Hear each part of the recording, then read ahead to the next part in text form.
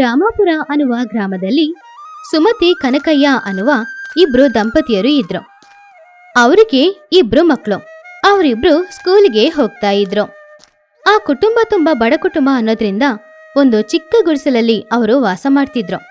ಒಂದ್ ವೇಳೆ ಮನೆಗೆ ಯಾರಾದ್ರೂ ನೆಂಟ್ರು ಬಂದ್ರೆ ಮನೆಯಲ್ಲಿ ಜಾಗ ಇಲ್ದೆ ಎಲ್ರೂ ಕಷ್ಟಪಡ್ಬೇಕಾಗಿತ್ತು. ಕನಕಯ್ಯ ಆ ಊರಿನ ಜಮೀನ್ದಾರರ ಹತ್ರ ಕೂಲಿ ಕೆಲ್ಸ ಮಾಡ್ತಾ ಇದ್ದ. ಹೀಗಿರುವಾಗ ಒಂದಿನ ಆ ಜಮೀನ್ದಾರರು ಕನಕಯ್ಯನ ಹತ್ರ ಹೊಲದಲ್ಲಿರುವ ಸೌದೆಗಳನ್ನೆಲ್ಲ ತಗೊಂಡ್ ಬಂದು ಮನೆಯಲ್ಲಿ ಹಾಕೋ ಅಂತ ಹೇಳಿದ್ರು. ಕನಕಯ್ಯ ಸರಿ ಅಂತ ಹೇಳಿ ಹೊಲಕ್ಕೆ ಹೋಗಿ ಅಲ್ಲಿರುವ ಸೌದೆಗಳನ್ನೆಲ್ಲ ಮನೆಗೆ ತಗೊಂಡ್ ಬಂದ್ ಹಾಕ್ತಾ ಇದ್ದ. ಅದು ತುಂಬಾನೇ ಇರೋದ್ರಿಂದ ಒಂದು ದಿನ ಇಡೀ ಅವನು ಆ ಕೆಲ್ಸಾನೇ ಮಾಡ್ಬೇಕಾಗಿತ್ತು. ಆದ್ರಿಂದ ಪಾಪ ಹಗ್ಲಿಡೀ ಕನಕಯ್ಯ ಊಟನೂ ಮಾಡ್ಲೇ ಇಲ್ಲ. ಸಂಜೆ ಸಮಯದೊಳಗಡೆ ಎಲ್ಲಾ ಸೌದೆಗಳನ್ನು ತಗೊಂಡ್ ಬಂದ್ ಹಾಕ್ದ. ಅಯ್ಯ, ಮೊನ್ನೆ ಬಿದ್ದ ಮಳೆಗೆ ನಮ್ಮನೆ ನಾಶ ಆಗಿದೆ. ಮನೆ ಸರಿ ಮಾಡಲಿಕ್ಕೆ ಮರಗಳನ್ನ ಸ್ವಲ್ಪ ಕೊಟ್ಟರೆ ನಾನು ಮನೆ ರೆಡಿ ಮಾಡ್ಕೊಳ್ತೀನಿ. ಏನೋ ಈ ಮರಗಳನ್ನೆಲ್ಲ ನೀನು ತಗೊಂಡೋದ್ರೆ ಚಳಿಯಲ್ಲಿ ನಾವೇನು ಮಾಡೋದು? ಸಾಯದಾ? ಅಯ್ಯ, ನನ್ನ ಕ್ಷಮಿಸ್ಬಿಡಿ, ಗೊತ್ತಿಲ್ಲದೆ ಕೇಳಿಬಿಟ್ಟೆ. ಹಾಗೆ ಜಮೀನ್ದಾರರ ಹತ್ರ ಹೇಳಿ ಕನಕಯ್ಯ ಬೇಜಾರಿಂದ ಮನೆಗೆ ಹೋದ. ಪಾಪ ಅವನು ಊಟನೇ ಮಾಡಿಲ್ಲ ಅನ್ನೋದ್ರಿಂದ ಅವನಿಗೆ ತುಂಬಾ ಹಸುವಾಗ್ತಾ ಇತ್ತು. ಆವಾಗ ಅವನು ಹೋಗ್ತಾ ಇದ್ದ ದಾರಿಯಲ್ಲಿ ಒಂದು ಅಜ್ಜ ಚಳಿಯಲ್ಲಿ ನಡುಗ್ತಾ ಕೂತ್ಕೊಂಡಿದ್ರು. ಅವನು ಅವನ ಹತ್ರ ಇದ್ದ ಬಟ್ಟೆನ ತೆಗೆದು ಆ ಅಜ್ಜನ ಮೇಲೆ ಹಾಕ್ದ. ಆಮೇಲೆ ಅವನು ಮನೆಗ್ ಬಂದ. ರೀ, ನಿಮಗೋಸ್ಕರ ಅಡಿಗೆ ಮಾಡಿಟ್ಟಿದ್ದೀನಿ, ಬೇಗ ಹೋಗಿ ಸ್ನಾನ ಮಾಡಿ ಬನ್ನಿ. ಮಕ್ಕಳು ಕೂಡ ಇನ್ನು ಊಟನೇ ಮಾಡಿಲ್ಲ, ಎಲ್ರೂ ಒಟ್ಟಿಗೆ ಕೂತ್ಕೊಂಡು ಊಟ ಮಾಡ್ಬೋದು. ನೀವೆಲ್ಲ ಊಟ ಮಾಡ್ಕೊಳ್ಳಿ ಸುಮತಿ, ನಾನು ಸ್ನಾನ ಮಾಡಿಕೊಂಡು ದೇವಸ್ಥಾನಕ್ಕೆ ಹೋಗಿ ಬರ್ತೀನಿ. ನಾನು ದೇವಸ್ಥಾನಕ್ಕೆ ಹೋಗಿ ಆ ವೆಂಕಟೇಶ್ವರ ಸ್ವಾಮಿನ ನೋಡದಿದ್ರೆ ಆ ದಿನನೇ ಕಳೆಯೋದಿಲ್ಲ. ಊಟ ಮಾಡ್ಬಿಟ್ಟು ಹೋಗ್ಬೋದಲ್ವ ರೀ? ಅದೆಲ್ಲ ಏನೂ ಇಲ್ಲ, ನಾನು ಹೋಗಿ ಬರ್ತೀನಿ. ಹಾಗಂತ ಹೇಳಿ ಕನಕಯ್ಯ ಹೋಗಿ ಸ್ನಾನ ಮಾಡಿ ದೇವಸ್ಥಾನಕ್ಕೆ ಹೊರಟ. ಅಲ್ಲಿ ಶ್ರೀ ವೆಂಕಟೇಶ್ವರ ಸ್ವಾಮಿಯ ದರ್ಶನವನ್ನ ಮಾಡ್ಕೊಂಡು ಸ್ವಲ್ಪ ಹೊತ್ತು ಅಲ್ಲೇ ಕೂತು ಅವನು ಧ್ಯಾನ ಮಾಡಕ್ಕೆ ಶುರು ಮಾಡ್ದ. ಹಾಗೆ ಅವನು ಕೂತ್ಕೊಂಡು ಧ್ಯಾನ ಮಾಡ್ತಾ ಇದ್ದಿದ್ರಲ್ಲಿ ಅವನಿಗೆ ಸಮಯ ಹೋಗಿದ್ದೇ ಗೊತ್ತಾಗ್ಲಿಲ್ಲ. ಸ್ವಲ್ಪ ಸಮಯದ ನಂತರ ಅವನ ದೊಡ್ಡ ಮಗ ಸೋಮು ಅಲ್ಲಿಗೆ ಬಂದು ತನ್ನ ತಂದೆಯನ್ನು ಅವನು ಎಬ್ಬಿಸ್ದ. ಅಪ್ಪ ಅಪ್ಪ. ಅರೆ ಸೋಮು, ನಾನೇ ಬಂದಿರ್ತೀನಲ್ವಾ, ನೀನೇಕೆ ಈ ಕತ್ಲಲ್ಲಿ ಬಂದೆ? ಅಪ್ಪ, ನೀವು ಬಂದು ತುಂಬ ಸಮಯ ಆಯ್ತಲ್ಲ, ಅದರಿಂದ ಅಮ್ಮನೇ ನನ್ನ ಕಳಿಸಿಕೊಟ್ರು. ಆವಾಗ ಕನಕಯ್ಯ ಸಮಯ ನೋಡಿದಾಗ ಸರಿಯಾಗಿ ಅದು ಅರ್ಧರಾತ್ರಿಯಾಗಿತ್ತು. ಅಯ್ಯೋ ಸೋಮು, ಸ್ವಾಮಿ ಹತ್ರ ಕೂತ್ಕೊಂಡು ಪ್ರಾರ್ಥನೆ ಮಾಡ್ತಾ ಇದ್ನಾ, ಅದರಲ್ಲಿ ಸಮಯ ಹೋಗಿದೆ ಗೊತ್ತಾಗಿಲ್ಲ. ಸರಿ ಬಾ ಹೋಗೋಣ. ಹಾಗೆ ಕನಕಯ್ಯ ಸೋಮುನ ಕರ್ಕೊಂಡು ಅಲ್ಲಿಂದ ಮನೆಗೆ ವಾಪಸ್ ಬರ್ತಿದ್ದ. ಆವಾಗ ಕನಕಯ್ಯ ಒಂದು ವಿಷಯನ ಗಮನಿಸ್ದ. ಅವ್ರು ಬರ್ತಾ ಇದ್ದ ದಾರಿಯೆಲ್ಲಾನು ತುಂಬಾನೇ ಕತ್ಲಾಗಿತ್ತು. ಸೋಮು, ಇಷ್ಟು ಕತ್ಲೆಯಲ್ಲಿ ಯಾರ ಸಹಾಯ ಇಲ್ಲದೆ ಹೇಗೆ ಬಂದೆ? ಅದು ಇಷ್ಟು ಚಳಿಯಲ್ಲಿ? ಅಪ್ಪ, ನಾನು ಎದುರ್ಕೊಂಡೇ ಬಂದೆ. ಯಾರೋ ವಯಸ್ಸಾದವರು ನನ್ನ ಜೊತೆಗೆ ಬಂದರು, ದೇವಸ್ಥಾನವರೆಗೆ ಬಂದು ಆಮೇಲೆ ಹೊರಟೋದ್ರು. ಹಾಗೆ ಕನಕಯ್ಯ ಸೋಮು ಇಬ್ರು ಮನೆಗ್ ಬಂದು ಊಟನೂ ಮಾಡಿದ್ರು. ಅದು ಚಳಿಗಾಲ ಅನ್ನೋದ್ರಿಂದ ಈಗಾಗ್ಲೇ ಚಳಿ ತುಂಬಾ ಜಾಸ್ತಿ ಇತ್ತು. ರೀ, ಚಳಿ ತುಂಬಾನೇ ಜಾಸ್ತಿ ಇದೆ. ಮಕ್ಕಳು ಚಳಿ ತಡ್ಕೊಳಕ್ಕಾಗದೆ ತುಂಬಾ ಒದ್ದಾಡ್ತಾ ಇದ್ದಾರೆ. ಮನೆ ಸರಿ ಮಾಡ್ಕೊಳ್ಳಿಕ್ಕೆ ನಿಮ್ಮ ಜಮೀನ್ದಾರರ ಹತ್ರ ಸಹಾಯ ಕೇಳ್ಬೋದಲ್ವಾ? ಅವ್ರ ಜೊತೆ ಮೊದಲೇ ಕೇಳ್ದೆ ಸುಮತಿ, ಅವರು ಯಾವ ಸಹಾಯನೂ ಮಾಡಲಿಲ್ಲ. ಹಾಗಾದ್ರೆ ನಾವೇ ಏನಾದ್ರೂ ಮಾಡ್ಬೇಕು ರೀ. ಸರಿ ಸುಮತಿ. ಹಾಗೆ ಕನಕಯ್ಯ ಕಷ್ಟಪಟ್ಟು ಸಂಪಾದನೆ ಮಾಡಿದ ಹಣ ಎಲ್ಲಾನು ಮನೆ ಖರ್ಚಿಗೂ ಮಕ್ಕಳ ಓದಿನ ಖರ್ಚಿಗೂ ಸರಿ ಹೋಗ್ತಾ ಇತ್ತು. ಆದ್ರಿಂದ ಪಾಪ ಕನಕಯ್ಯನಿಂದ ಮನೆನ ಸರಿ ಮಾಡಕ್ಕಾಗ್ಲಿಲ್ಲ. ಮರುದಿನ ಬೆಳಗ್ಗೆ ಮಕ್ಕಳಿಬ್ರು ಸ್ಕೂಲಿಗೆ ಹೋದ್ರು. ಆವಾಗ ಸುಮತಿ ಕೊಡ್ಲಿ ತಗೊಂಡು ಅಡವಿಯಲ್ಲಿ ಸೌದೆ ಕಡಿಯೋದಕ್ಕೋಸ್ಕರ ಹೋದ್ಲು. ಅಡವಿಯಲ್ಲಿ ತುಂಬಾ ಕಷ್ಟಪಟ್ಟು ಸೌದೆಗಳನ್ನ ತಗೊಂಡು ಮನೆಗೆ ಬಂದ್ಲು. ಹಾಗೆ ಮನೆಗೆ ಬಂದು ನೋಡಿದಾಗ ಮನೆ ಮುಂದ್ಗಡೆ ಒಬ್ರು ಅಜ್ಜ ಕೂತ್ಕೊಂಡಿದ್ರು. ಯಾರ್ ನೀವು? ನಿಮಗೆ ಯಾರ್ ಬೇಕು? ನನ್ ಗಂಡನ ಹತ್ರ ಏನಾದ್ರೂ ಕೆಲ್ಸ ಇದೆಯಾ? ಇಲ್ಲಮ್ಮ, ನಿಮ್ಮ ಜೊತೆ ಯಾವ ಕೆಲಸದ ಮೇಲೇನೂ ನಾನು ಬಂದಿಲ್ಲ. ನೀವು ಯಾರು ಅಂತ ಕೂಡ ನನಗೆ ಗೊತ್ತಿಲ್ಲ. ನಾನು ತುಂಬ ದೂರದಿಂದ ಪ್ರಯಾಣ ಮಾಡಿಕೊಂಡು ಬಂದಿದ್ದೀನಿ. ಈ ಚಳಿಯಲ್ಲಿ ಇನ್ನು ಮುಂದಕ್ಕೆ ನನ್ನಿಂದ ಹೋಗ್ಲಿಕ್ಕಾಗಲ್ಲ.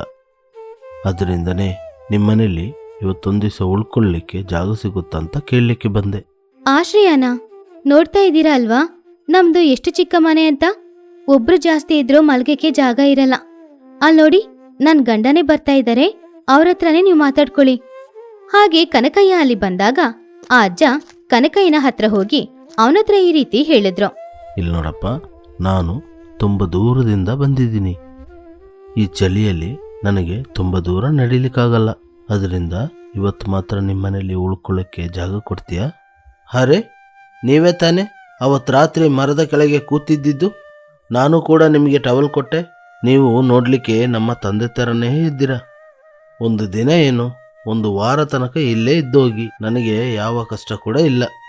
ಹೌದು, ನಿಮ್ಮ ಹೆಸರು ಏನು ಅಂತ ಹೇಳಲೇ ಇಲ್ವಲ್ಲ? ನನ್ನ ಹೆಸರು ವೀರಭದ್ರನ್. ಹಾಗೆ ಕನಕಯ್ಯ ಆ ಅಜ್ಜನಿಗೆ ಮನೆಯಲ್ಲಿ ಆಶ್ರಯ ಕೊಟ್ಟ. ಅವರು ಆ ದಿನ ಅಲ್ಲಿರ್ಬೋದು ಅಂತ ಹೇಳ್ದ. ಆವಾಗ ಸುಮತಿ ಅವಳ ಅಡವಿಗೆ ಹೋಗಿ ತಗೊಂಡ್ ಬಂದ ಸೌದೆನ ತನ್ನ ಗಂಡನ ಹತ್ರ ತೋರ್ಸಿದ್ಲು. ಪರವಾಗಿಲ್ಲಲ್ಲ, ಧೈರ್ಯವಾಗಿ ಕಾಡಿಗೆ ಹೋಗಿ ಮರದ ಕಟ್ಟೆಗಳನ್ನು ತಂದಿದ್ದೀಯಲ್ಲ, ಇದನ್ನ ಇಟ್ಕೊಂಡು ನಮ್ಮನೆನ ಸರಿ ಮಾಡಬೇಕು. ಹಾಗೆ ಅವರು ಆ ಸೌದೆಗಳಿಂದ ಮನೆನ ಸರಿ ಮಾಡ್ಕೊಳ್ಬೇಕು ಅಂತ ಅಂದ್ಕೊಂಡ್ರು. ಆದ್ರೆ ಆ ಸಮಯದಲ್ಲಿ ಆ ಅಜ್ಜ ಅವ್ರ ಹತ್ರ ಬಂದು ಈ ರೀತಿ ಹೇಳಿದ್ರು. ಅಯ್ಯೋ, ನಾನು ಚಳಿಯಲ್ಲಿ ನಡುಗ್ತಾ ಇದ್ದೀನಿ. ಇವಾಗ ಮಾತ್ರ ನಾನು ಚಳಿ ಕಾಯಲಿಲ್ಲ ಅಂದರೆ ನಾನು ಸತ್ತೋಗ್ಬಿಡ್ತೀನಿ. ತಕ್ಷಣ ಈ ಸೌದೆ ಎಲ್ಲ ಹಾಕಿ ಮೊದಲು ಅದಕ್ಕೆ ಬೆಂಕಿ ಮಾಡಿ. ಅರೆ, ಅದೇಗೆ ಸಾಧ್ಯ? ನಮ್ಮಮ್ಮ ಕಷ್ಟಪಟ್ಟು ಈ ಕಟ್ಟೆಗಳನ್ನ ತಂದಿದ್ದು ಚಳಿ ಕಾಯ್ಲಿಕ್ಕಲ್ಲ, ಮನೆ ಕಟ್ಟಲಿಕ್ಕೆ. ಸೋಮು, ಹಾಗೆಲ್ಲ ಮಾತಾಡಬಾರ್ದು. ಅವರು ನಮ್ಮ ಮನೆಗೆ ಬಂದಿರೋ ಸಂಬಂಧಿಕರು. ಅವರಿಗೆ ಬೇಕಾಗಿರೋದನ್ನ ಮಾಡಿಕೊಡ್ಬೇಕು. ಇವತ್ತಿಲ್ಲ ಅಂದ್ರೇನು, ನಾಳೆ ಪುನಃ ಹೋಗಿ ಸೌದೆ ತಗೊಂಬರೋಣ. ಇವತ್ತು ಅವ್ರು ಹೇಳಿದಾಗೆ ಸೌದೆ ಹಾಕಿ ಬೆಂಕಿ ಹಾಕೋಣ. ಹಾಗೆ ಕನಕಯ್ಯ ಸುಮತಿ ಕಷ್ಟಪಟ್ಟು ತಗೊಂಡ್ ಬಂದ ಆ ಸೌದೆಗಳನ್ನೆಲ್ಲ ಹಾಕಿ ಅದಕ್ಕೆ ಬೆಂಕಿಯನ್ನು ಇಟ್ಟ. ಆವಾಗ ಆ ಅಜ್ಜ ಹಾಗೇನೆ ಕನಕಯ್ಯನ ಕುಟುಂಬ ತುಂಬಾ ಸಂತೋಷವಾಗಿ ಚಳಿ ಕಾಯ್ತಾ ಇದ್ರು. ಆಹಾ, ತುಂಬ ದಿನಗಳ ನಂತರ ಹೀಗೆ ಸೌದೆಗೆ ಬೆಂಕಿ ಹಾಕಿ ಚಳಿ ಕಾಯೋದು ತುಂಬ ಬಿಸಿ ಬಿಸಿಯಾಗಿದೆ. ನನಗೆ ಇವಾಗ ಹಸಿವು ಕೂಡ ಆಗ್ತಾ ಇದೆ. ಏನಮ್ಮ ಮಗಳೇ, ಏನು ಅಡಿಗೆ ಮಾಡಿ ಇಟ್ಟಿದ್ದೀಯಾ? ಇನ್ನೂ ಅಡಿಗೆ ಏನು ಮಾಡಿಲ್ಲ. ಮಧ್ಯಾಹ್ನ ಮಾಡಿದ ಸಾರು ಹಾಗೇನೇ ಇದೆ. ಏನು, ಮಧ್ಯಾಹ್ನ ಅಡಿಗೆ ಮಾಡಿ ಇಟ್ಟ ಸಾರು ಇನ್ನೂ ಇದೆಯಾ? ಇವಾಗ ನಾನು ಅದನ್ನೇ ತಿಂದಾಗಬೇಕಾ? ನನ್ನಿಂದ ಸಾಧ್ಯವಿಲ್ಲ. ನನಗೆ ಇವಾಗಲೇ ಬಿಸಿ ಬಿಸಿಯಾದ ಸಕ್ಕರೆ ಪೊಂಗಲನ್ನು ಮಾಡಿಕೊಂಡು ಬಾ. ನನಗೆ ಅದೇ ತುಂಬ ಇಷ್ಟ. ನಿಮ್ಮೊಬ್ರಿಗೋಸ್ಕರ ನಾನಿವಾಗ ಸಕ್ಕರೆ ಪೊಂಗಲ್ ಮಾಡಕ್ಕಾಗಲ್ಲ. ಇವತ್ತು ಇರೋದನ್ನೇ ತಿನ್ನಿ, ನಾಳೆ ಬೆಳಿಗ್ಗೆ ಬೇಕಾದ್ರೆ ನಿಮ್ಗೋಸ್ಕರ ಮಾಡಿಕೊಡ್ತೀನಿ. ಅರೆ, ಮನೆಗೆ ಬಂದಿರೋ ಸಂಬಂಧಿಕರನ್ನ ಹೀಗೆ ಮಾತಾಡ್ಸೋದಾ? ಕೇಳಿದ ಅಡಿಗೆಯನ್ನು ಮಾಡಿಕೊಡದಿದ್ರೆ ಹೇಗೆ? ಸುಮತಿ, ಅವ್ರು ಕೇಳಿದ್ದು ನಿಜ ತಾನೆ? ಅವ್ರು ಕೇಳಿದ್ದು ನಾವು ಮಾಡಿಕೊಡ್ಬೇಕು ತಾನೆ? ಹೋಗೋಗು, ಅವ್ರು ಕೇಳ್ದಾಗೇನೆ ಸಕ್ಕರೆ ಪೊಂಗಲ್ನ ಮಾಡ್ಕೊಂಡು ಬಾ. ಹಾಗೆ ಸುಮತಿ ಚಕ್ಕರೆ ಪೊಂಗಲ್ ಮಾಡೋದಕ್ಕೋಸ್ಕರ ಮನೆಯೊಳಗಡೆ ಹೋದ್ಲು. ಆವಾಗ ಆ ಅಜ್ಜನು ಅವಳ ಹಿಂದೆನೆ ಮನೆಯೊಳಗಡೆ ಹೋದ್ರು. ಅವರು ಸುಮತಿ ಹತ್ರ ಈ ರೀತಿ ಹೇಳಿದ್ರು. ಇಲ್ಲಿ ನೋಡಮ್ಮ, ಏನೋ ಹೆಸರಿಗೋಸ್ಕರ ಮಾಡಿಕೊಟ್ರೆ ನಾನು ತಿನ್ನಲ್ಲ. ತುಂಬ ತುಪ್ಪ ಹಾಕಿ, ಗೋಡಂಬಿ ಹಾಕಿ, ಬಾದಾಮಿ, ಪಿಸ್ತಾ ಹಾಕಿ, ಇದು ಎಲ್ಲವನ್ನೂ ಹಾಕಿ ಬಿಸಿ ಬಿಸಿಯಾಗಿ ಮಾಡಿ ತಗೊಂಡು ಬಾ. ಹಾಗಂತ ಹೇಳಿ ಆ ಅಜ್ಜ ಮನೆಯಿಂದ ಹೊರಗಡೆ ಹೋದ್ರು. ಚಕ್ಕರೆ ಪೊಂಗಲ್ ಮಾಡ್ತಾ ಇದ್ದಾಗ ಸುಮತಿ ಈ ರೀತಿ ಅಂದ್ಕೊಂಡ್ಲು. ಈ ಅಜ್ಜ ಯಾಕೆ ಈ ರೀತಿ ನಡ್ಕೊಳ್ತಿದ್ದಾರೆ? ಮನೇಲಿ ಆಶ್ರಯ ಕೊಟ್ರೆ ನನ್ ಮೇಲೇನೆ ಅಧಿಕಾರ ಮಾಡ್ತಾ ಇದ್ದಾರೆ. ಇವ್ರನ್ನೇನಾದ್ರೂ ಹೇಳಿದ್ರೆ ನನ್ ಗಂಡನಿಗೆ ಬೇರೆ ಕೋಪ ಬಂದ್ಬಿಡುತ್ತೆ.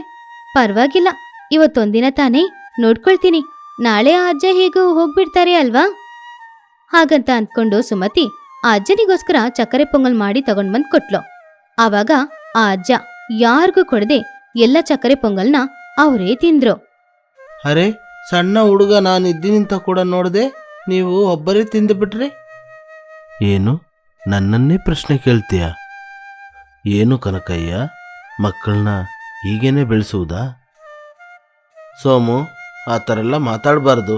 ಮನೆಗೆ ಬಂದವ್ರನ್ನ ದೇವ್ರ ಥರ ನೋಡಬೇಕು ಅಂತ ಎಷ್ಟು ಸಲ ನಿನಗೆ ಹೇಳಿದ್ದೀನಿ. ಹಾಗೆ ರಾತ್ರಿ ಸಮಯ ಎಲ್ರೂ ನಿದ್ದೆ ಮಾಡೋದಕ್ಕೋಸ್ಕರ ಮನೆಯೊಳಗಡೆ ಹೋದ್ರು. ಆದ್ರೆ ಆ ಮನೆಯಲ್ಲಿ 3 ಜನ ಮಲ್ಗಕ್ಕೆ ಮಾತ್ರ ಜಾಗ ಇತ್ತು. ಆದ್ರಿಂದ ಆ ಅಜ್ಜ ಹೊರಗಡೆ ಮಲ್ಗಬೇಕಾಗಿತ್ತು. ಇವತ್ತು ನಾನು ನಿಮ್ಮ ಮನೆಗೆ ಬಂದಿರೋ ಸಂಬಂಧಿಕನಲ್ವಾ, ಅದರಿಂದ ನಾನು ಮನೆಯೊಳಗೆ ಮನೆಗೆ ನಿದ್ರೆ ಮಾಡ್ತೀನಿ. ನಿಮ್ಮಲ್ಲಿ ಯಾರಾದರೂ ಒಬ್ಬರು ಹೊರಗೆ ಹೋಗಿ ಮಲ್ಕೊಳ್ಳಿ. ಯಾರು ಹೊರಗಡೆ ಹೋಗಿ ಮನಗೋದು ಅಂತ ನೀವೇ ತೀರ್ಮಾನ ತಗೊಳ್ಳಿ. ಇವತ್ತು ನಾನೇ ಹೋಗಿ ಹೊರಗಡೆ ಮನ್ಕೋತೀನಿ. ಅರೆ, ನಮ್ಮನ್ನ ಬಿಟ್ಟು ನೀವ್ ಹೇಗೆ ಹೊರಗಡೆ ಹೋಗಿ ಮಲಗ್ತೀರಾ? ಅವರು ಯಾರು ಅಂತಾನೂ ಸರಿಯಾಗಿ ಗೊತ್ತಿಲ್ಲ. ಅವ್ರ ಮೇಲೆ ಇರೋ ನಂಬಿಕೆಯಲ್ಲಿ ನಮ್ಮನ್ನ ಬಿಟ್ಬಿಟ್ ನೀವು ಹೋಗ್ಬಿಡ್ತೀರಾ? ಬೇರೆ ಏನು ಮಾಡೋಕ್ಕಾಗುತ್ತೆ? ನೀನು ಅಥವಾ ಸೋಮು ಯಾರಾದರೂ ಒಬ್ಬರು ಹೋಗಿ ಹೊರಗೆ ಮನ್ಕೋಬೇಕು. ಆದರೆ ನೀವಿಬ್ಬರು ಹೋಗಿ ಹೊರಗೆ ಮಲಗೋದಿಲ್ಲ. ಹಾಗೇ ನೋಡಿದ್ರೆ ನಾವು 3 ಜನನೂ ಹೊರಗೆ ಹೋಗ್ಬೇಕು. ಅದೇ ಪರವಾಗಿಲ್ಲ ರೀ. ಅವರು ಪಾಪ ವಯಸ್ಸಾಗಿದೆ, ನಿದ್ರೆ ಮಾಡಿ ಸುಮಾರು ದಿನ ಕೂಡ ಆಗಿರ್ಬೋದು. ಅವ್ರ ಮನೆಯೊಳಗಡೆ ಮಲಗಿ ನಿದ್ದೆ ಮಾಡ್ಲಿ, ನಾವು ನಿಮ್ ಜೊತೆ ಹೊರಗಡೆ ಮಲಗ್ತೀವಿ. ಹಾಗೆ ಕನಕಯ್ಯ ಆ ಅಜ್ಜನನ್ನು ಮನೆಯೊಳಗಡೆ ಮಲಗಕ್ಕೆ ಹೇಳಿ ಅವನು ಕುಟುಂಬದ ಸಮೇತ ಮನೆ ಹೊರಗಡೆ ಹೋಗಿ ಮಲಗ್ದ. ರಾತ್ರಿ ಸಮಯ ಸೋಮುಗೆ ನಿದ್ದೆ ಬರ್ಲಿಲ್ಲ ಅಂತ ಆ ಕಡೆ ಈ ಕಡೆ ಹೋಗ್ತಾ ಇದ್ದ. ಆವಾಗ ಗೊತ್ತಿಲ್ದೆ ಅವನು ಅಲ್ಲಿದ್ದ ಬೆಂಕಿಯಲ್ಲಿ ಬಿದ್ದ. ಕನಕಯ್ಯ ಸುಮತಿ ಇಬ್ರು ಜೋರಾಗಿ ಕಿಚ್ಚಾಡ್ತಾ ಇದ್ರು. ಅಷ್ಟೇ, ಮನೆಯೊಳಗಡೆ ಮಲಗಿದ್ದ ಆ ಅಜ್ಜ ಹೊರಗಡೆ ಎದ್ದು ಬಂದ್ರು. ಅವರು ಆ ಬೆಂಕಿಯೊಳಗಡೆ ಹೋಗಿ ಸೋಮುನ ಕಾಪಾಡಿ ಕರ್ಕೊಂಡ್ ಬಂದ್ರು. ಆದ್ರೆ ಬೆಂಕಿಯೊಳಗಡೆ ಹೋದ್ರೂ ಕೂಡ ಅವರಿಬ್ರಿಗೂ ಮೈಯಲ್ಲಿ ಯಾವುದೇ ಒಂದು ಬೆಂಕಿ ಗಾಯನೂ ಇಲ್ಲ. ಅರೆ, ಆಶ್ಚರ್ಯವಾಗಿದೆ. ಉರಿತಾ ಇರುವ ಬೆಂಕಿ ಒಳಗೆ ಹೋಗಿ ಬಂದ್ರು ನಿಮ್ಮ ಮೈಯಲ್ಲಿ ಯಾವ ಗಾಯ ಕೂಡ ಇಲ್ಲ. ನೀವ್ಯಾರು? ಹಾಗೆ ಕನಕಯ್ಯ ಕೇಳಿದಾಗ ಅಜ್ಜನ ರೂಪದಲ್ಲಿದ್ದ ಅವರು ಶ್ರೀ ವೆಂಕಟೇಶ್ವರ ಸ್ವಾಮಿಯ ರೂಪಕ್ಕೆ ಬದಲಾದ್ರು. ನಾನು ನಿಮ್ಮನ್ನು ಪರೀಕ್ಷೆ ಮಾಡಲೇ ಬಂದೆ. ಮೊದಲಿನಿಂದಲೇ ನಿಮ್ಮನ್ನು ಎಷ್ಟೋ ವಿಷಯಗಳಲ್ಲಿ ಪರೀಕ್ಷೆ ಮಾಡಿದ್ದೀನಿ. ಯಾರೋ ಪರಿಚಯವಿಲ್ಲದ ಮೂಲಕ ನಿಮ್ಮ ಮನೆಗೆ ಸಂಬಂಧಿಕರಾಗಿ ಬಂದಾಗ ಅವರಿಗೆ ಸ್ಥಳವನ್ನು ಕೊಟ್ಟು ನೀವೆಲ್ಲರೂ ಚಳಿಯಲ್ಲಿ ಹೋಗಿ ಮನೆಗೆ ನಿದ್ರೆ ಮಾಡಿದ್ದು ತುಂಬ ದೊಡ್ಡ ವಿಷಯ. ಅದು ನನಗೆ ತುಂಬ ಇಷ್ಟವಾಗಿಯೇ ನಿಮಗೆ ಸಹಾಯ ಮಾಡಬೇಕು ಅಂತ ಯೋಚನೆ ಮಾಡಿ ನಿಮ್ಮ ಮಗನನ್ನು ಕಾಪಾಡಿದೆ. ಹಾಗೆ ವೆಂಕಟೇಶ್ವರ ಸ್ವಾಮಿ ಕನಕಯ್ಯನ ಹತ್ರ ಹೇಳಿದ್ರು. ಅಲ್ಲಿದ್ದ ಅವರ ಚಿಕ್ಕ ಗುಡಿಸಲನ್ನ ದೊಡ್ಡ ಬಂಗ್ಲೆ ಮನೆಯಾಗಿ ಬದಲಾಯಿಸಿ ಆ ಮನೆಯೊಳಗಡೆ ಅವರಿಗೆ ಬೇಕಾಗಿರುವ ಎಲ್ಲ ಆಸ್ತಿಪಾಸ್ತಿಗಳನ್ನ ಇಟ್ರು. ಬಡವರಿಗೆ ಸಹಾಯ ಮಾಡಿದವರಿಗೆ ನಾನು ಯಾವಾಗಲೂ ಜೊತೆನೇ ಇದ್ದು ಸಹಾಯ ಮಾಡ್ತೀನಿ. ನೀನು ಮಾಡಿದ ಸಹಾಯಕ್ಕೇನೆ ನಾನು ನಿನಗೆ ಇದನ್ನೆಲ್ಲ ಕೊಟ್ಟಿದ್ದೀನಿ. ಹಾಗೆ ವೆಂಕಟೇಶ್ವರ ಸ್ವಾಮಿ ಆ ಕುಟುಂಬವನ್ನು ಆಶೀರ್ವಾದ ಮಾಡಿ ಅಲ್ಲಿಂದ ಮಾಯವಾದ್ರು. ಹಾಗೆ ಆ ಮನೆಯಲ್ಲಿ ಆ ಕುಟುಂಬದವರು ಸಂತೋಷವಾಗಿ ಬಾಳ್ತಾ ಇದ್ರು. ಒಂದು ಊರಲ್ಲಿ ಕಾಂತಮ್ಮ ಅನ್ನುವ ಒಬ್ಳು ಆಕೆ ಇದ್ಲು. ಕಾಂತಮ್ಮ ಅವರ ತೋಟದಲ್ಲಿ ತುಳಸಿ ಗಿಡಗಳನ್ನ ಬೆಳೆಸಿ ಆ ತುಳಸಿಗಳನ್ನ ಮಾಲೆಯಾಗಿ ಕಟ್ಟಿ ವೆಂಕಟೇಶ್ವರ ಸ್ವಾಮಿಯ ದೇವಸ್ಥಾನದಲ್ಲಿ ಅದನ್ನ ಮಾರ್ತಾ ಇದ್ರು. ಪಾಪ ಒಂದು ಆಕ್ಸಿಡೆಂಟ್ ಅಲ್ಲಿ ಅವರು ತನ್ನ ಮಗ ಹಾಗೂ ಸೊಸೆಯನ್ನ ಕಳ್ಕೊಂಡ್ರು. ಆ ದಿನದಿಂದ ತನ್ನ ಮೊಮ್ಮಗನನ್ನ ಕಷ್ಟಪಟ್ಟು ಅವರು ಓದಿಸ್ತಾ ಇದ್ರು. ಕಾಂತಮ್ಮನ ಮೊಮ್ಮಗನ ಹೆಸರು ವಿಜಯ್. ಇಲ್ ನೋಡಜ್ಜಿ, ಇನ್ನು ಸ್ವಲ್ಪ ದಿನದಲ್ಲಿ ನನಗೆ ಒಳ್ಳೆ ಉದ್ಯೋಗ ಸಿಗುತ್ತೆ. ಆಮೇಲೆ ನೀನು ಕಷ್ಟಪಡ್ಬೇಕಾಗಿರೋ ಅವಶ್ಯಕತೆ ಏನೂ ಇಲ್ಲ. ನಿನ್ನನ್ನ ನೋಡ್ಕೊಳಕ್ಕೆ ನಾನಿದ್ದೀನಿ. ನನಗೆ ಕೆಲಸ ಸಿಕ್ಕದ್ಮೇಲೆ ನಾನಿನ್ನ ಚೆನ್ನಾಗಿ ನೋಡ್ಕೊಳ್ತೀನಿ. ಆವಾಗ ನೀನು ಮನೆಯಲ್ಲೇ ಇದ್ದು ವಿಶ್ರಾಂತಿ ತಗೊಳ್ಬೋದು. ಆಮೇಲೆ ನೀನು ಮನೆಯಲ್ಲೇ ಇದ್ದು ರಾಮಾಯಣ ಮಹಾಭಾರತ ಅಂತ ಓದ್ಕೊಂಡು ಜೀವನ ಸಾಗಿಸ್ಬೋದು. ನೀನು ಮಾತಾಡೋದ್ನ ನೋಡಿದ್ರೆ ಸತ್ತೋಗಿರೋ ನನ್ ಮಗ ಜ್ಞಾಪಕಕ್ಕೆ ಬರ್ತಾನೆ. ಅವನು ಕೂಡ ಹೀಗೇನೆ ನನ್ನ ಯಾವ ಕೆಲ್ಸನೂ ಮಾಡಕ್ ಬಿಡಲ್ಲ. ನನ್ನ ಸೊಸೆ ಕೂಡ ಹೀಗೇನೆ ನನ್ನ ಮಹಾರಾಣಿ ರೀತಿ ನೋಡ್ಕೊಳ್ತಾಳೆ. ಏನ್ ಮಾಡೋದು, ಆ ದೇವ್ರು ಅವ್ರಿಬ್ಬರನ್ನ ನನ್ನಿಂದ ಕಿತ್ಕೊಂಡ್ಬಿಟ್ಟ. ನೀನೇನು ಬೇಜಾರ್ ಮಾಡ್ಕೊಳ್ಬೇಡ ಅಜ್ಜಿ, ಪುನಃ ಆ ದಿನ ನಿನಗೆ ವಾಪಸ್ ಸಿಗುತ್ತೆ. ಅವ್ರ ತರ ನಾನ್ ನಿನ್ನನ್ನ ನೋಡ್ಕೊಳ್ತೀನಿ. ಹಾಗೆ ವಿಜಯ್ ಕಾಂತಮ್ಮನ ಹತ್ರ ಹೇಳ್ದ. ಹಾಗೆ ಆ ದಿನ ಕಾಂತಮ್ಮ ಯಾವಾಗ್ಲ ತರ ತುಳಸಿ ಮಾಲೆನ ಕಟ್ಟಿ ದೇವಸ್ಥಾನದಲ್ಲಿ ವ್ಯಾಪಾರ ಮಾಡ್ತಾ ಇದ್ರು. ಅಪ್ಪ ವೆಂಕಟೇಶ್ವರ, ನಾನ್ ನಿನ್ ಜೊತೆ ಕೇಳ್ಕೊಳ್ಳೋದು ಒಂದೇ. ನಾನ್ ಮಾರುವಂತಹ ಈ ಮಾಲೆಗಳು ಎಲ್ಲನೂ ಖಾಲಿಯಾಗ್ಬೇಕು. ಆವಾಗನೇ ನನ್ ಮೊಮ್ಮಗನ ನನ್ನಿಂದ ಓದ್ಸಕ್ಕಾಗೋದು. ಪಾಪ ತಂದೆ ತಾಯಿನ ಕಳ್ಕೊಂಡಿರೋವ್ನು, ಅವನ್ನ ನಾನೇ ಓದಿಸ್ಬೇಕು. ಯಾರು ಇಲ್ದೇ ಇರೋರಿಗೆ ನೀನೆಪ್ಪ ದಿಕ್ಕು, ನೀನೇ ನಮ್ನ ಕಾಪಾಡ್ಬೇಕು. ಹಾಗೆ ಕಾಂತಮ್ಮ ಆ ದಿನ ಇಡೀ ತುಳಸಿ ಮಾಲೆನ ಮಾರ್ತಾ ಇದ್ರು. ಸಂಜೆ ಸಮಯದಲ್ಲಿ ಆ ತುಳಸಿ ಮಾಲೆ ಎಲ್ಲಾನು ಖಾಲಿಯಾಯ್ತು. ಕಾಂತಮ್ಮ ಅದನ್ನು ನೋಡಿ ತುಂಬಾನು ಸಂತೋಷಪಟ್ರು. ಆವಾಗ ಆ ದೇವಸ್ಥಾನದ ಪೂಜಾರಿ ಕಾಂತಮ್ಮನ ಹತ್ರ ಬಂದು ಈ ರೀತಿ ಹೇಳಿದ್ರು. ಕಾಂತಮ್ಮ, ನೀನು ತುಂಬಾನೇ ಅದೃಷ್ಟವಂತೆ. ಪ್ರತಿದಿನ ನಿನ್ ಕೈಯಾರೆ ನೀನ್ ಕಟ್ಟಿದ ಈ ತುಳಸಿ ಮಾಲೆನೆ ಆ ಸ್ವಾಮಿಗೆ ಬರ್ತಾ ಇದೆ. ಅದಕ್ಕೆ ನೀನು ಪುಣ್ಯ ಮಾಡಿರ್ಬೇಕಮ್ಮ. ಅಯ್ಯಯ್ಯೋ, ಅದು ಹೇಗೆ ಸ್ವಾಮಿ ಪುಣ್ಯ ಆಗುತ್ತೆ? ನಾನು ಮಾರುವಂತಹ ಮಾಲೆಗಳಿಗೆ ದುಡ್ಡು ತಗೋತಿದ್ದೀನಲ್ವಾ, ದುಡ್ಡು ತಗೊಂಡ್ರೆ ಹೇಗೆ ಪುಣ್ಯ ಸಿಗುತ್ತೆ? ಹಣ ತಗೊಂಡ್ರು ಸರಿ, ಸ್ವಲ್ಪ ಪುಣ್ಯ ಆ ಮಾಲೆ ಕಟ್ಟಿದವ್ರಿಗೂ ಸಿಗುತ್ತೆ ಅಮ್ಮ. ಆದ್ರಿಂದ ನಿನಗೂ ಆ ಪುಣ್ಯದಲ್ಲಿ ಸ್ವಲ್ಪ ಸಿಗುತ್ತೆ. ಹಾಗಾದ್ರೆ ನನಗೆ ಸಿಗುವಂತಹ ಪುಣ್ಯ ಎಲ್ಲ ನನ್ನ ಮೊಮ್ಮಗನಿಗೆ ಸಿಗ್ಲಿ. ಯಾಕಂದ್ರೆ ಅವನು ತಂದೆ ತಾಯಿನ ಕಳ್ಕೊಂಡಿರೋ ಅನಾಥ ಮಗು. ಅವನಿಗೆ ನಾನ್ ಮಾತ್ರ ಇರೋದು. ಅವನಿಗೆ ಒಂದೊಳ್ಳೆ ಕೆಲಸ ಸಿಕ್ಕಿ ಅವನು ತುಂಬಾ ಚೆನ್ನಾಗಿ ಜೀವನ ಮಾಡಿದ್ರೆ ಅಷ್ಟೇ ಸಾಕು. ನಿನ್ನ ಮೊಮ್ಮಗನಿಗೆ ಇನ್ನೂ ಕೆಲ್ಸ ಸಿಗ್ಲಿಲ್ವಾ? ಚೆನ್ನಾಗಿ ಓದೋ ಹುಡುಗ ತಾನೆ? ಹಾ, ಹೌದು, ನನ್ನ ಮೊಮ್ಮಗ ತುಂಬಾ ಚೆನ್ನಾಗಿ ಓದ್ತಾನೆ. ಆದ್ರೆ ಹೊರಗಡೆ ಕೆಲಸ ಸಿಗ್ಬೇಕಾದ್ರೆ ಲಕ್ಷಗಟ್ಲೆ ಜನರಿಗೆ ಲಂಚ ಕೊಡ್ಬೇಕಂತೆ. ನಾವು ಬಡವರು, ಅಷ್ಟೊಂದು ದುಡ್ಡುನ ಎಲ್ಲಿಂದ ತಗೋಬರೋದ್ ನಾವು ಹೇಳಿ? ಹಣ ಕೊಡೋದಿದ್ರೆ ಅವನಿಗೆ ಕೆಲಸ ಸಿಗೋದಿಲ್ಲ ಪಾಪ. ಒಂದೊಂದ್ ದಿವ್ಸನೂ ಹಣಕ್ಕೋಸ್ಕರ ಎಷ್ಟು ಕಷ್ಟಪಡ್ತಿದ್ದಾನೆ. ಹಾಳಾದ ಲೋಕ. ಹಣ ಇಲ್ದೇ ಇರುವ ಯಾರನ್ನು ಸ್ವಲ್ಪನೂ ಮೇಲೆ ಬರಕ್ಕೆ ಬಿಡೋದೇ ಇಲ್ಲ. ಸರಿ, ನಮ್ಮಂತವರಿಗೋಸ್ಕರ ತಾನೇ ಆ ದೇವ್ರಿಲ್ಲಿರೋದು. ಈ ದೇವಸ್ಥಾನದಲ್ಲಿ ಮಾಡುವ ಒಂದು ಮುಖ್ಯವಾದ ವ್ರತ ನಂಗೆ ಗೊತ್ತಿದೆ. ಅದು ಏನು ಅಂತ ನಾನು ನಿನ್ನ ಹತ್ರ ಹೇಳ್ತೀನಿ. ನೀನ್ ಮಾತ್ರ ಭಕ್ತಿಯಿಂದ ಆ ವ್ರತನ ಮಾಡಿ ಮುಗಿಸಿದ್ರೆ ನೀನು ಏನ್ ಆಸೆ ಪಡ್ತೀಯೋ ಅದೆಲ್ಲ ಹಾಗೆ ನಡೆಯುತ್ತೆ. ಆ ವ್ರತ ಏನು ಅಂತ ನನ್ ಜೊತೆ ಸ್ವಲ್ಪ ಹೇಳಿ ಸ್ವಾಮಿ, ನಿಮ್ಗೂ ಸ್ವಲ್ಪ ಪುಣ್ಯ ಸಿಗುತ್ತೆ. ಮೊದ್ಲು ನೀನು 7 ಶನಿವಾರ ನಿನ್ ಕೈಯಾರೆ ಕಟ್ಟಿದ ತುಳಸಿ ಮಾಲೆನ ನೀನು ಸ್ವಾಮಿಗೆ ಹಾಕ್ಬೇಕು. ಹಾಗೇನೆ 7 ಶನಿವಾರ ಉಪವಾಸ ಇದ್ದು ಸ್ವಾಮಿಗೆ ಪೂಜೆ ಮಾಡ್ಬೇಕು. ಆಮೇಲೆ 8ನೇ ಶನಿವಾರ ಯಾರಿಗಾದ್ರೂ ಒಬ್ರಿಗೆ ಊಟ ಹಾಕ್ಬೇಕು. ಆಮೇಲೆ ಅವರಿಗೆ ಹೊಸ ಬಟ್ಟೆನೂ ಕೊಡಿಸ್ಬೇಕು. ಹಾಗೆ ಮಾಡಿದ್ರೆ ದೇವ್ರಿಗೆ ಸಂತೋಷ ಆಗುತ್ತೆ. ಆವಾಗ ನಿನ್ ಕೋರಿಕೆನ ಅವನು ಈಡೇರಿಸ್ತಾನೆ. ಖಂಡಿತ ನೀವು ಹೇಳಿದಂತಹ ವ್ರತನ ನಾನ್ ಮಾಡ್ತೀನಿ. ಹಾಗೆ ಪೂಜಾರಿ ಕಾಂತಮ್ಮನ ಹತ್ರ ವ್ರತದ ಬಗ್ಗೆ ಹೇಳ್ತಾ ಇದ್ದಾಗ ಆ ದೇವಸ್ಥಾನಕ್ಕೆ ರಾಜೇಶ್ವರಿ ದೇವಿ ಬಂದ್ಲು. ರಾಜೇಶ್ವರಿ ದೇವಿ ಆ ಊರಿನಲ್ಲೇ ದೊಡ್ಡ ಶ್ರೀಮಂತೆ. ಅವಳತ್ರ ಹಣ ಇದೆ ಅನ್ನುವ ಅಹಂಕಾರ ಅವಳಿಗೆ ಜಾಸ್ತಿನೇ ಇತ್ತು. ಅವಳಿಗಿಂತ ದೊಡ್ಡವರು ಯಾರು ಆ ಊರಲ್ಲಿ ಇಲ್ಲ ಅಂತ ಅವಳು ಅನ್ಕೊಳ್ತಾ ಇದ್ಲು. ಏನು ಪೂಜಾರಿ ಅವ್ರೆ, ಹೋಗಿ ಹೋಗಿ ಈ ವ್ರತದ ಬಗ್ಗೆ ಈ ಅಮ್ಮನ್ ಜೊತೆ ಹೇಳ್ತಾ ಇದ್ದೀರಾ? ಇವರು ಒಂದೊತ್ತು ಊಟಕ್ಕೇನೆ ಕಷ್ಟಪಡೋರು. ಹಾಗಿರುವಾಗ ಇವ್ರು ಹೇಗೆ ಇನ್ನೊಬ್ರಿಗೆ ಬಟ್ಟೆ ತೆಕ್ಕೊಡ್ತಾರೆ, ಇನ್ನೊಬ್ರಿಗೆ ಊಟ ಕೊಡ್ತಾರೆ? ಅದು ಮಾತ್ರ ಅಲ್ದೆ ಇವ್ರನ್ನ ನೋಡಿದ್ರೆ ಇವತ್ತು ನಾಳೆ ಹೋಗಿ ಸೇರಂಗಿದೆ. ಇವ್ರು ಮಾತ್ರ 7 ಶನಿವಾರ ಪೂಜೆನ ಮಾಡಿ ಮುಗಿಸ್ಬಿಟ್ರೆ 8ನೇ ಶನಿವಾರ ವೈಕುಂಠಕ್ಕೆ ಹೋಗಿ ಸೇರ್ಬಿಡ್ತಾರೆ. ಅಯ್ಯೋ, ಈ ರೀತಿ ಬಡವರಿಂದ ಆ ರೀತಿ ವ್ರತ ಮಾಡಕ್ಕಾಗುತ್ತಾ? ಇಲ್ ನೋಡಮ್ಮ ರಾಜೇಶ್ವರಿ, ನಾನು ಬಡವಿ ಆಗಿರ್ಬೋದು, ಆದ್ರೆ ನಾನು ನಿನ್ಕಿಂತ ವಯಸ್ಸಲ್ಲಿ ದೊಡ್ಡವಳು. ನನ್ನ ನೋಡಿ ಹೀಗೆ ಮಾತಾಡ್ತೀಯಲ್ಲ, ನಿನ್ ಮಾತಾಡೋದು ಸ್ವಲ್ಪ ಆದ್ರೂ ಸರಿನಾ? ಈ ದೇವಸ್ಥಾನದ ಮುಂದೆ ಹೀಗೆ ನಿಂತು ಮಾತಾಡ್ತಿದ್ದೀಯಲ್ಲ. ವ್ರತ ಮಾಡ್ಬೇಕು ಅಂತ ಮನ್ಸಿದ್ರೆ ಸಾಕು, ಆ ದೇವ್ರೆ ನಮ್ ಕೈಯಿಂದ ವ್ರತನ ಮಾಡಿಸ್ತಾನೆ. ನಿಮಗೆ ಗೊತ್ತಿಲ್ಲ ಅಂತ ಅನ್ಕೋತೀನಿ, ವ್ರತ ಮಾಡ್ಲಿಕ್ಕೆ ಕೈಯಲ್ಲಿ ಸ್ವಲ್ಪ ಹಣನೂ ಮೈಯಲ್ಲಿ ಸ್ವಲ್ಪ ಶಕ್ತಿನೂ ಇರ್ಬೇಕು. ನಿನ್ ಜೊತೆ ಅದು ಎರಡೂ ಇಲ್ಲ. ನೋಡ್ಕೊಂಡಿರು, ನೀನ್ ಆರಂಭಿಸಿದಂತಹ ವ್ರತನ ನಿನ್ನಿಂದ ಮುಗ್ಸಕ್ಕೆ ಆಗೋದಿಲ್ಲ. ಆ ಮಾತ್ನ ನೀನ್ ಹೇಳ್ಬೇಡ. ಏನೋ ಯಾರಿಗ್ ಗೊತ್ತು ನಿನ್ನಿಂದ ವ್ರತನ ಮಾಡಕ್ಕಾಗುತ್ತೋ ಇಲ್ವೋ. ಹಾಗಾದ್ರೆ ಸರಿ, ನೀವು ವ್ರತ ಮಾಡೋ ದಿನ ನಾನು ಕೂಡ ವ್ರತನ ಆರಂಭಿಸ್ತೀನಿ. ಯಾರು ವ್ರತನ ಸರಿಯಾಗಿ ಮಾಡಿ ಮುಗಿಸ್ತಾರೆ ಅಂತ ನೋಡೇ ಬಿಡೋಣ. ಹಾಗೆ ರಾಜೇಶ್ವರಿ ಹಾಗೂ ಕಾಂತಮ್ಮನ ಮಧ್ಯದಲ್ಲಿ ಒಂದು ಸ್ಪರ್ಧೆ ಉಂಟಾಯಿತು. ರಾಜೇಶ್ವರಿ ಹೇಗಾದ್ರೂ ಆ ಸ್ಪರ್ಧೆಯಲ್ಲಿ ಅವಳೇ ಗೆಲ್ಬೇಕು ಅಂತ ಅಂದ್ಕೊಂಡ್ಲು. ಆದ್ರೆ ಕಾಂತಮ್ಮ ಭಕ್ತಿಯಿಂದ ಆ ವ್ರತನ ಮಾಡಿ ಮುಗಿಸ್ಬೇಕು ಅಂತ ಅಂದ್ಕೊಂಡ್ರು. ಹೇಗಾದ್ರೂ ಈ ಪೈಪೋಟಿಯಲ್ಲಿ ನಾನೇ ಗೆಲ್ಬೇಕು. 7 ಶನಿವಾರ ನಾನು ವ್ರತನ ಮಾಡ್ತೀನಿ. ಹಾಗೇನೆ 8ನೇ ಶನಿವಾರ ಈ ಊರಲ್ಲಿರೋರ್ನೆಲ್ಲ ಕರೆದು ಅವರಿಗೆ ಅನ್ನದಾನವನ್ನು ಮಾಡ್ತೀನಿ. ಯಾರು ಕೂಡ ಕಾಂತಮ್ಮನ್ ಮನೆಗೋಗಿ ಊಟ ಮಾಡದೇ ಇರುವ ಹಾಗೆ ಮಾಡ್ಬಿಡ್ತೀನಿ. ಆವಾಗ ಗೊತ್ತಾಗುತ್ತೆ ಯಾರು ವ್ರತದಲ್ಲಿ ಗೆಲ್ತಾರೆ ಅಂತ.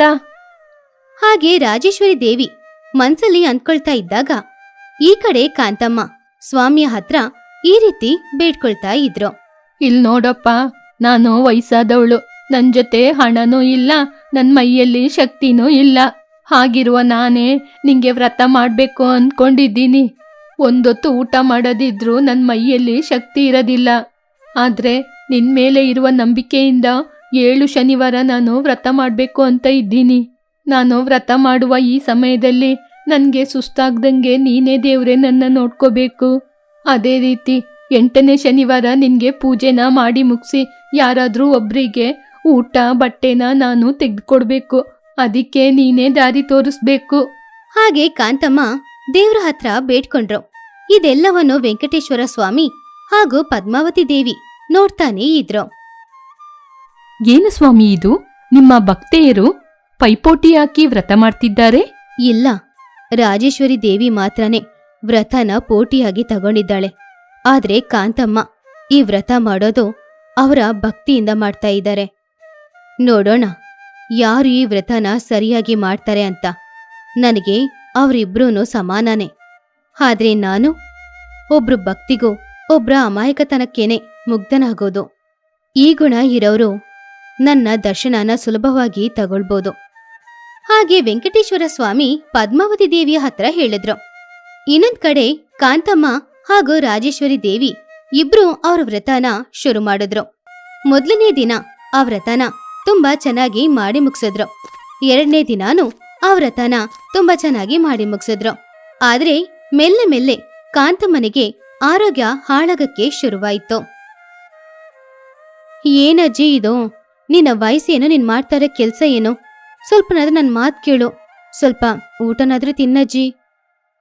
ಇಲ್ಲ, ನಾನು ಆ ದೇವ್ರ ಜೊತೆ ಮಾತು ಕೊಟ್ಟಿದ್ದೀನಿ. ನನ್ನ ಮೈಯಲ್ಲಿ ಶಕ್ತಿ ಇಲ್ಲದಿದ್ರೂ ನಾನು ಈ ವ್ರತನ ಬಿಡೋದಿಲ್ಲ. ನನಗೆ ವ್ರತಕ್ಕೆ ಬೇಕಾದ ಶಕ್ತಿನ ಆ ದೇವ್ರು ಕೊಡ್ತಾನೆ. ನೀನೇನು ಚಿಂತೆ ಮಾಡಬೇಡ.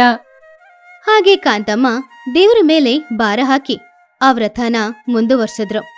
ಆದ್ರೆ ಈ ಕಡೆ ರಾಜೇಶ್ವರಿ ದೇವಿ ಮಾತ್ರ ಯಾವುದೋ ಯೋಚನೆಯಲ್ಲಿ ಆ ಕಡೆ ಈ ಕಡೆ ತಿರುಗಾಡ್ತಾ ಇದ್ಲು. ಅಯ್ಯಯ್ಯೋ, ತುಂಬಾ ಹಸಿವಾಗ್ತಿದೆ ಅಲ್ಲ. ನಾನು ಏನಪ್ಪಾ ಮಾಡೋದು? ಇವತ್ತು ನನ್ನ ಸೊಸೆ ಜೊತೆ ಬೇಡ ಬೇಡ ಅಂತ ಹೇಳಿದ್ರು ಚಿತ್ರಾನ್ನ ಮಾಡ್ಬಿಟ್ಟಿದ್ದಾಳಲ್ವಾ. ನನಗೆ ಚಿತ್ರಾನ್ನ ಅಂದ್ರೆ ತುಂಬಾ ಇಷ್ಟ. ನಾನು ಮನೆ ಬಾಗ್ಲಲ್ಲಿ ಕೂತ್ರು ಚಿತ್ರಾನ್ನ ಮಾಡುವಂತಹ ಘಮ ಮನೆ ಬಾಗ್ಲು ತನಕ ಬರ್ತಾ ಇದೆ. ಅಯ್ಯೋ ದೇವ್ರೆ, ನಂಗೆ ಹಸಿವಾಗ್ತಿದೆ, ಏನ್ ಮಾಡೋದು? ಒಂದ್ ಬಾಯಿ ತಿಂದ್ರೆ ಆ ದೇವ್ರು ಏನ್ ಹೇಳ್ತಾರೆ? ಆ ದೇವ್ರು ತುಂಬಾ ಕರುಣಾಮಹಿ. ಒಂದ್ ಬಾಯಿ ತಿನ್ನೋದ್ರಲ್ಲಿ ಆ ದೇವ್ರು ಏನು ಬೇಜಾರ್ ಮಾಡ್ಕೊಳ್ಳೋದಿಲ್ಲ. ಹಾಗಂತ ರಾಜೇಶ್ವರಿ ದೇವಿ ಅವಳ ಹಸುವನ್ನ ತಡ್ಕೊಳಕ್ಕಾಗದೆ ಆ ಪುಳಿಯೋಗರೆನ ಹಾಕಿ ತಿಂದ್ಲು. ಆದ್ರೆ ಕಾಂತಮ್ಮ ಹಾಗೆಲ್ಲ ಭಕ್ತಿಯಿಂದ ವ್ರತನ ಮಾಡ್ತಿದ್ರು. ಆದ್ರೆ ರಾಜೇಶ್ವರಿ ದೇವಿ ಮಾತ್ರ ಒಂದು ಸಲ 6 ಸಲ ಪ್ರದಕ್ಷಿಣೆ ಮಾಡಿದ್ರೆ, ಇನ್ನೊಂದಿನ 3 ಸಲ, ಇನ್ನೊಂದಿನ 2 ಸಲ ಈ ರೀತಿ ಪ್ರದಕ್ಷಿಣೆ ಮಾಡ್ತಾ ಇದ್ಲು. ದೇವ್ರೆ, ನನಗೆ ಮಂಡಿ ನೋವಿದೆ, ಅದು ನಿಮ್ಗೆ ಗೊತ್ತು ತಾನೇ? ಅದಕ್ಕೇನೆ ನನ್ನಿಂದ ಸರಿಯಾಗಿ ಪ್ರದಕ್ಷಿಣೆ ಮಾಡಕ್ಕಾಗಿಲ್ಲ. ನೀವು ನೋಡ್ಕೊಂಡೇ ಇರಿ, 8ನೇ ಶನಿವಾರ ನಾನು ಹೇಗೆ ನಿಮ್ಗೆ ಪೂಜೆ ಮಾಡ್ತೀನಿ ಅಂತ. ಈ ಊರಲ್ಲಿರೋರಿಗೆಲ್ಲನೂ ನಾನು ಅನ್ನದಾನ ಮಾಡ್ತೀನಿ. ಹಾಗೆ 8ನೇ ಶನಿವಾರನೂ ಬಂತು. ರಾಜೇಶ್ವರಿ ದೇವಿ ಅವಳ ಮನೆಯ ಮುಂದುಗಡೆ ದೊಡ್ಡದಾಗಿ ಚಪ್ರ ಹಾಕಿದ್ಲು. ಹಾಗೇನೆ ಊರಿನವರು ಎಲ್ಲರನ್ನ ಅವಳ ಮನೆಗೆ ಊಟಕ್ಕೆ ಅವಳು ಕರೆದ್ಲು. ರಾಜೇಶ್ವರಿ ದೇವಿಯ ಮನೆಯಲ್ಲಿ ಹಲವಾರು ತರದ ಪದಾರ್ಥಗಳು ಇರೋದ್ರಿಂದ ಊರಿನವರು ಎಲ್ರೂ ಅವಳ ಮನೆಗೇನೆ ಊಟಕ್ಕೆ ಹೋದ್ರು. ಪಾಪ ಕಾಂತಮ್ಮನ ಮನೆಗೆ ಊಟಕ್ಕೆ ಯಾರೂ ಬರ್ಲಿಲ್ಲ. ಸ್ವಾಮಿ ವೆಂಕಟೇಶ್ವರ, ಯಾಕಪ್ಪ ನನ್ನ ಮನೆಗೆ ಯಾರೂ ಬಂದಿಲ್ಲ? ನಾನು ಬಡವಿಯಾಗಿರ್ಬೋದು, ಆದ್ರೆ ನಾನು ತುಂಬಾ ಕಷ್ಟಪಟ್ಟು ಅಡಿಗೆ ಮಾಡಿದ್ದೀನಿ. ನನ್ನಿಂದ ವಿಧ ವಿಧವಾದ ಅಡಿಗೆನ ಮಾಡಕ್ಕಾಗದಿದ್ರು ತುಂಬಾ ರುಚಿಯಾಗಿರುವ ಆಹಾರನ ಮಾಡಿಟ್ಟಿದ್ದೀನಿ. ಆದ್ರೆ ನನ್ನ ಮನೆಗೆ ಯಾರೂ ಬಂದಿಲ್ಲ. ಹಾಗೆ ಕಾಂತಮ್ಮ ಬೇಜಾರ್ ಮಾಡ್ಕೊಳ್ತಾ ಇದ್ದಾಗ ವೈಕುಂಠದಲ್ಲಿದ್ದ ಪದ್ಮಾವತಿ ದೇವಿ ಸ್ವಾಮಿ ಅದನ್ನ ನೋಡಿ ತುಂಬಾನೇ ಬೇಜಾರ್ ಮಾಡ್ಕೊಂಡ್ರು. ಆದ್ರಿಂದ ಈ ದಿನ ಕಾಂತಮ್ಮನ ಮನೆಗೆ ಊಟಕ್ಕೆ ನಾವೇ ಅತಿಥಿಗಳಾಗಿ ಹೋಗ್ಬೇಕು ಅಂತ ಅವರಿಬ್ರು ಮಾರುವೇಷದಲ್ಲಿ ಕಾಂತಮ್ಮನ ಮನೆಗ್ ಬಂದ್ರು. ಅಜ್ಜಿ, ನಾನು ನನ್ನ ಹೆಂಡತಿ ಇಬ್ರು ತುಂಬಾ ಹಸ್ವಲಿಲಿಗ್ ಬಂದಿದೀವಿ. ಸ್ವಲ್ಪ ಊಟ ಕೊಟ್ರೆ ಊಟ ಮಾಡಿ ನಮ್ ದಾರಿಯಲ್ಲಿ ನಾವು ಹೋಗ್ಬಿಡ್ತೀವಿ. ಹಾಗೆ ಕಾಂತಮ್ಮ ಅವರಿಬ್ರನ್ನ ಕರ್ಕೊಂಡು ಹೋಗಿ ಅವರಿಬ್ರಿಗೂ ಹೊಟ್ಟೆ ತುಂಬಾ ಊಟನೂ ಹಾಕಿದ್ರು. ಅವರಿಬ್ರು ಹೊಟ್ಟೆ ತುಂಬಾ ಊಟನೂ ಮಾಡಿದ್ರು. ಅವರ ಹೊಟ್ಟೆ ತುಂಬಾ ತೃಪ್ತಿಯಾಗಿ ತುಂಬಿದ್ರಿಂದ ಅವರಿಬ್ರು ಅವರ ನಿಜವಾದ ಸ್ವರೂಪಕ್ಕೆ ಬದಲಾದ್ರು. ದೇವ್ರೆ, ನನ್ನ ಕಣ್ಣನ್ನು ನನ್ನಿಂದ ನಂಬಕ್ಕಾಗ್ತಿಲ್ವಾ? ನನ್ ಮನೆಗೆ ವೆಂಕಟೇಶ್ವರ ಸ್ವಾಮಿನೂ ಲಕ್ಷ್ಮೀದೇವಿನೂ ಬಂದಿದಾರಾ? ನಿಮ್ಮ ಭಕ್ತಿ ನಮ್ಮನ್ನ ವೈಕುಂಠದಿಂದ ಇಲ್ಲಿಯವರೆಗೂ ಬರೋತರ ಮಾಡಿದೆ. ನೀವು ಈ ವ್ರತವನ್ನ ಎಷ್ಟೋ ಭಕ್ತಿಯಿಂದ ಮನಸಾರೆ ಮಾಡಿದೀರಾ. ಆದ್ರಿಂದ ನಿಮ್ಮ ಕೋರಿಕೆಯನ್ನ ಈಡೇರಿಸ್ಬೇಕು ಅಂತ ಬಂದಿದ್ದೀವಿ. ನಿನ್ನ ಮೊಮ್ಮಗನಿಗೆ ಒಳ್ಳೆ ಉದ್ಯೋಗ ಸಿಗುತ್ತೆ. ಅದು ಮಾತ್ರವಲ್ಲ, ಈ ದಿನದಿಂದ ನಿಮ್ಮ ಕಷ್ಟಗಳೆಲ್ಲ ದೂರ ಹೋಗುತ್ತೆ. ಹಾಗೆ ಸ್ವಾಮಿ ಹಾಗೂ ದೇವಿ ಇಬ್ರು ಕಾಂತಮ್ಮನನ್ನ ಆಶೀರ್ವಾದ ಮಾಡಿ ಅಲ್ಲಿಂದ ಮಾಯವಾದ್ರು. ಕೆಲವು ದಿನಗಳಲ್ಲೇ ವಿಜಯ್ಗೆ ಒಂದು ಒಳ್ಳೆ ಕೆಲ್ಸನೂ ಸಿಕ್ತು. ಹಾಗೆ ಆ ದಿನದಿಂದ ಕಾಂತಮ್ಮ ವಿಜಯ್ ಇಬ್ರು ತುಂಬಾ ಸಂತೋಷವಾಗಿದ್ರು.